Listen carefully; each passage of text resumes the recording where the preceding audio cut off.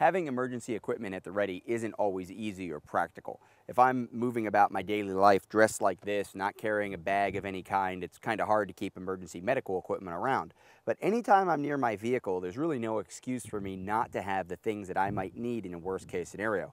Obviously, we could simply be talking about a traffic accident. We could be talking about some kind of defensive situation where I've used the firearm that I'm carrying or that I keep in my vehicle to defend myself.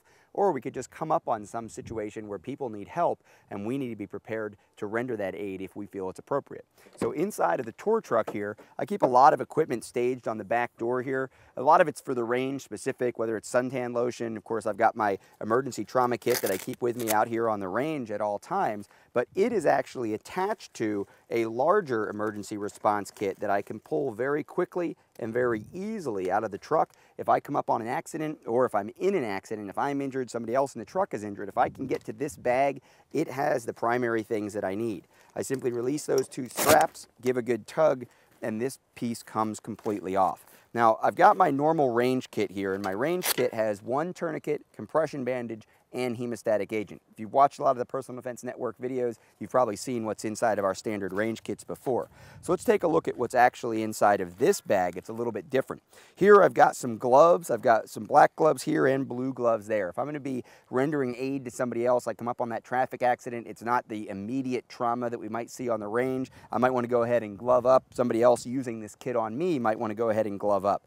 I've got some cutters here that can allow me to get into someone's clothing. If I come up with this, if I come up on some kind of a wound and I can't quite see it, I don't know where to put the tourniquet, I can very quickly and easily put this into any tear, any rip in the pants, and rip the pants open, rip a shirt open, rip a jacket open that's buttoned up, sealed, whatever it is. This will help me get down to the wound so I can actually see what I'm doing to stop that bleeding or to properly apply a tourniquet.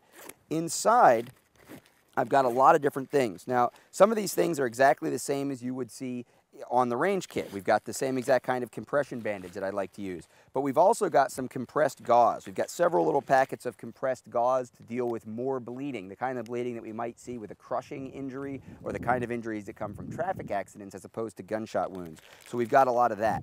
I've also got some Airway devices. I've got an Airway device here. Now, if you're not trained to use these aren't going to do you any good, but if you are trained to use these can help you establish an airway once you get the bleeding under control. If you have someone that's having trouble getting air in because of injuries up here in this area, this can help you very much.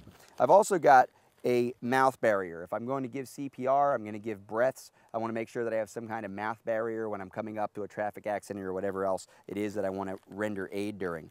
I've got my hemostatic agent up here. I've got that. I've got some more gloves. I've got a little light if I come up on something at night.